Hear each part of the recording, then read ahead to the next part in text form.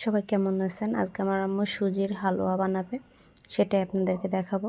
তো সুজির হালুয়া বানানোর জন্য আমার আম্মু এখানে ঘি নিয়ে নিচ্ছে পাতিলের ভিতরে।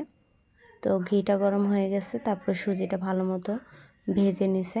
তো এখন চিনি দিয়ে দিচ্ছে, আর তেজপাতা এলাচটা আগেই দিছে, আর দুধটা আগে থেকে জাল করে নিয়েছিল।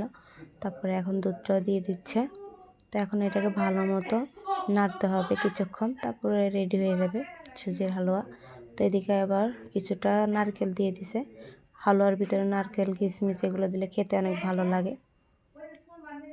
তো এই যে আমাদের হালুয়াটা হয়ে গেছে। এখন থালের ভিতরে ঘিটা সুন্দর করে ছড়িয়ে তারপরে হালুয়াটা ঢালবে। তো এখন হালুয়াটা ঢেলে দিচ্ছে।